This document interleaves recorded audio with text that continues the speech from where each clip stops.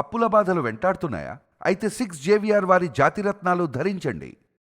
Hello అండి, అందరికీ నమస్కారం. నేను మీ కట్టా కార్తీక్. పాకిస్తాన్కి గట్టిగా బుద్ధి చెప్పాల్సిన అవసరం మరొకసారి వచ్చిందా? ఢిల్లీ పేలుళ్ల వెనక కుట్ర ఏంటి? ఇక్కడే మనం మాట్లాడుకోవాల్సింది ఆపరేషన్ సింధూర్ 2.0 గురించి. మన కేంద్ర ప్రభుత్వం, మన ఆర్మీ మరొక ఆపరేషన్ సిద్ధమవుతుందా? ఆపరేషన్ 2.0 ఎలా ఉండబోతుంది? పాకిస్తాన్ నిద్రలేని రాత్రులు గడుపుతుందా? ఇప్పుడు ఇంటర్నేషనల్ మీడియాలో కూడా ఈ చర్చ వస్తూ ఉంది. ఢిల్లీ పేలుళ్ల వెనకాల ఇప్పటికే మీ అందరికీ తెలుసు జైషే మహమ్మద్ హస్తం ఉంది అనేటువంటిది. ఇది పూర్తిగా ఉగ్ర కుట్రే అనేటువంటిది. మనకున్న అనుమానాలు, ఇది ఆత్మాహుతి దాడా, లేదు పేలుడు పదార్థాన్ని ఇంకో చోట తరలిస్తూ ఉంటే దొరికిపోయి తప్పనిసరి పరిస్థితుల్లో తనకు తాను పేర్చుకున్నాడా? కారణాలు ఏంటి అన్నది, అంటే ప్రమాదం ఎలా జరిగింది అన్నది తెలియదు, కానీ దాని వెనకాల ఉన్నటువంటి కుట్ర ఏంటి, కుట్రదారులు ఎవరు అనేది మాత్రం క్లారిటీ ఉంది. జమ్మూ కాశ్మీర్ పోలీసులు, ఉత్తరప్రదేశ్ పోలీసులు సంయుక్తంగా హర్యానాలో ఫరీదాబాద్లో ఒక 8 మంది జైషే మహమ్మద్ ఉగ్రవాద సంస్థ కార్యకలాపాలతో సంబంధాలు ఉన్న వాళ్ళని అరెస్ట్ చేశారు. దాంట్లో 3 డాక్టర్లు, దాంట్లో ఒక ఉమెన్ కూడా ఉన్నారు. ఆ ఉమెన్ ఎవరు? జైషే మహమ్మద్ చీఫ్ అజర్ మహమ్మద్ సోదరికి స్నేహితురారట. వీళ్ళిద్దరూ కలిసే ప్లాన్ చేశారు. ఆమె చేసే పని ఏంటి? ఇక్కడ ఉమెన్ రిక్రూట్మెంట్ చేస్తుందంట తీవ్రవాదులకు సంబంధించి. ఆమె ఒక డాక్టర్ అయ్యి ఉండి తీవ్రవాదుల కోసం ఉమెన్ రిక్రూట్మెంట్ చేస్తోంది. ఉమెన్ గ్రూప్ ఏర్పాటు చేసిందంట. అంటే మహిళలని తీవ్రవాదుల వైపు ఆకర్షించడం ఆమె చేస్తున్న పని. ఆమెని పట్టుకున్నప్పుడు ఆమె కాల్లో ఒక పెద్ద రైఫిల్ కూడా దొరికింది, అంటే ఒక పెద్ద తుపాకీ కూడా దొరికింది. అంటే ఆమె ఎంత ప్లాంట్గా ఈ దేశంలో తిరుగుతుంది అనేటువంటిది మనం అర్థం చేసుకోవాలి.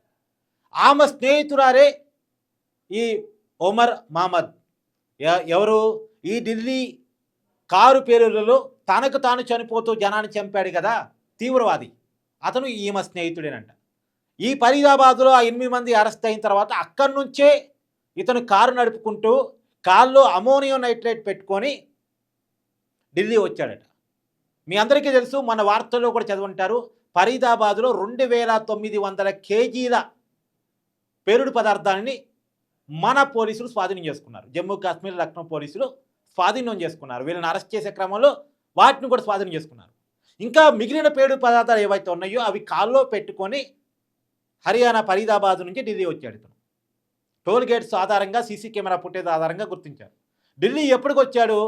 3 గంటలు ఆ ప్రాంతంలో వచ్చాడట. 3 గంటల తర్వాత ఢిల్లీలోని ఈ ఎర్రకోట సమీపంలో మెట్రో స్టేషన్ దగ్గరలో అక్కడ కారును పార్క్ చేశాడట.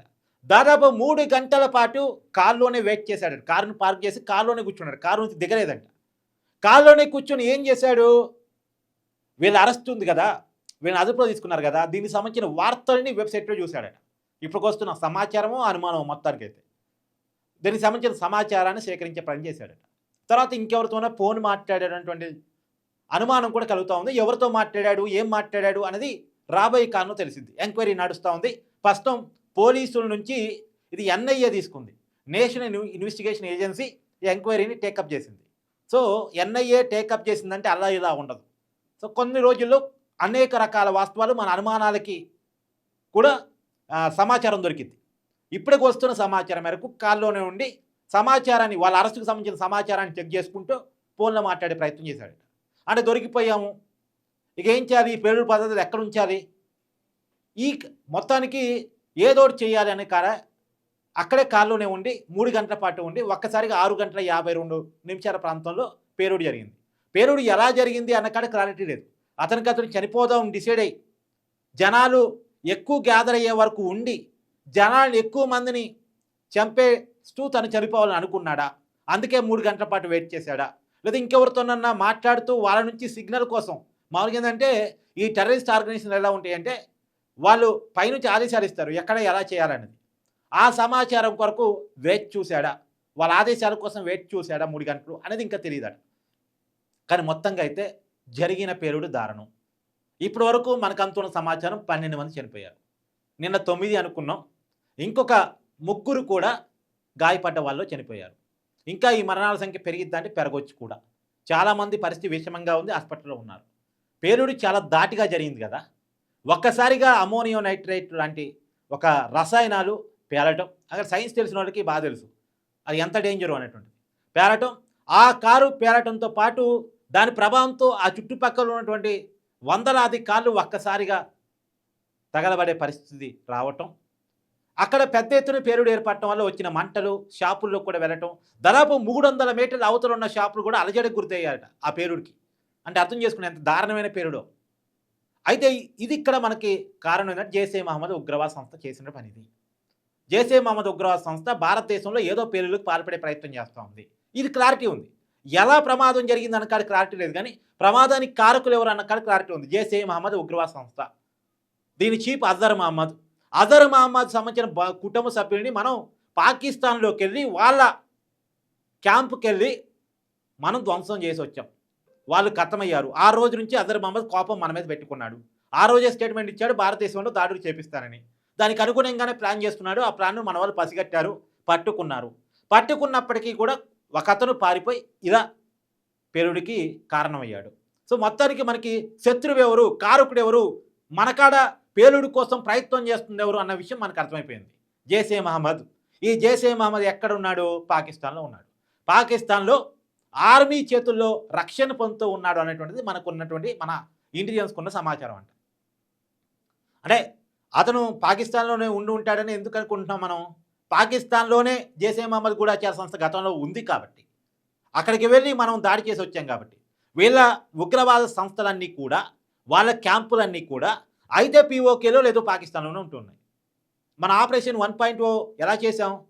పాకిస్తాన్లోనే ఉగ్రవాద శిబిరాలు ఉన్నాయి అన్న విషయాన్ని గుర్తించి అక్కడికి వెళ్ళి వాటిని ధ్వంసం చేసి వచ్చాం. ఆ ధ్వంసం చేసినటువంటి శిబిరాల్లో జైషే మహమ్మద్ శిబిరం కూడా ఉంది. ఇప్పుడు కూడా జైషే మహమ్మద్ ఆ కార్యకలాపాలంతా అక్కడి నుంచి నడిపిస్తున్నాడు. ఎందుకంటే పాకిస్తాన్ అనేది ఉగ్రవాదుల యొక్క దేశం, ఉగ్రవాదుల యొక్క అడ్డ. అందుకనే మనం అంటున్నాం పాకిస్తాన్ ఉగ్రవాద దేశంగా ప్రకటించాలి అని.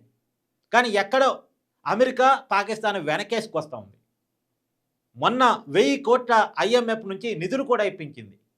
ఆ నిధుల్ని ఇలాంటి టెర్రరిస్ట్ గ్రూప్స్ వాడుకుంటాయి. పాకిస్తాన్ ప్రజల కోసం పాలకులు వాడరు. పాకిస్తాన్ ప్రజల కోసం పాకిస్తాన్ పాలకులు కనుక నిధులు వాడితే పాకిస్తాన్ పరిస్థితి ఈరోజు అడక్క తినే దేశంగా ఉండేది కాదు. అక్కడికి వచ్చే డబ్బులన్నీ ఇలాంటి టెర్రరిస్ట్ గ్రూపులు తీసేసుకుంటాయి. పాకిస్తాన్లో ఆర్మీ పెత్తనం ఎక్కువ. ఆర్మీ ఇలాంటి టెర్రరిస్టులతో కలిసి పనిచేస్తూ ఉంటుంది. నేను దానికి ఉదాహరణ కూడా చెప్తాను. ఆపరేషన్ 1.0 జరిగినప్పుడు, ఆపరేషన్ సింధూర్ జరిగినప్పుడు చాలామంది ఉగ్రవాదులు చనిపోతే ఆ టెర్రరిస్టులకు సెల్యూట్లు కొడుతూ వాళ్ళని అఫీషియల్గా వాళ్ళ ఊరేగింపులతోటి పాకిస్తాన్ జెండాలు కప్పి వాళ్ళేదో స్వతంత్ర సమరయోధులు అన్నట్టు, వాళ్ళేదో గొప్ప పని చేసిన వాళ్ళు అన్నట్టు, వాళ్ళేదో మహలీన్ అన్నట్టు వాళ్ళకు ఊరేగింపులు చేసి వాళ్ళ చివరి కార్యక్రమాలు, అంతిమ కార్యక్రమాలు చేశారు పాకిస్తాన్లో. ఎందుకు ఇలా చేశారు? సైనిక లాంఛనాలు ఎందుకు వాడారు అంటే అక్కడ సైనికులు ఇలా టెర్రరిస్టులు అంతా ఫ్రెండ్లీ నేచరే, అంతా కలగలిపినటువంటి విధానమే. వాళ్ళ దేశ స్వభావమే అలా ఉంది, వాళ్ళ ఆలోచన స్వభావమే అలా ఉంది. మన మీద విద్వేషంతో లగిలిపోతూ ఇక పిచ్చి, అది దానికి ఏం చెప్పలేము. కాబట్టి ఆపరేషన్ 1.0లో జరిగినట్టు ప్రధానమంత్రి మోడీ గారు నిన్న వార్నింగ్ ఇచ్చారు, అమిత్ షా గారు వార్నింగ్ ఇచ్చారు. మా ప్రాణాలకి ఖచ్చితంగా బదిలీ తీరుతాం అనేది చెప్పారు. ఖచ్చితంగా బదిలీ ఇవ్వాల్సిన సమయం వచ్చింది. మళ్ళా పాకిస్తాన్ పాత బుద్ధినే బయట పెట్టుకుంటూ ఉంది. ఇప్పటికైనా జైషే మహమ్మద్ని భారతదేశానికి అప్పచెప్పగలిగితే, అజర్ మహమ్మద్ని అంటే జైషే మహమ్మద్ చీఫ్ మనకు అప్పచెప్పగలిగితే మంచిది. లేదు అంటే ఆపరేషన్ 2.0 ఎదుర్కోక తప్పదు అనేటువంటిది మాత్రం అఫీషియల్గా మన వాళ్ళు చెప్పట్లేదు, చెప్పరు కూడా, చేసి చూపిస్తారు. మన వాళ్ళు ఏది కూడా మాటలతో ఉండదు, చేతలతో ఉంటుంది. ఆపరేషన్ సింధూర్ కూడా చెప్పి చేయలే, చేతలతో చూపించారు. వాళ్ళ లేక ప్రగల్భాలు పలకరా, మా దగ్గర అంత ఉంది, మేము అని పాకిస్తాన్ ప్రగల్భాలు పలుకుంటుంది. కానీ మన దేశం ప్రగల్భాలు పలకదు, టైం వచ్చినప్పుడు చూపిస్తుంది. యుద్ధానికి వచ్చింది పాకిస్తాన్, 2 రోజుల్లో కాలబేరాన్ని భారతదేశం తెచ్చుకోగలిగింది.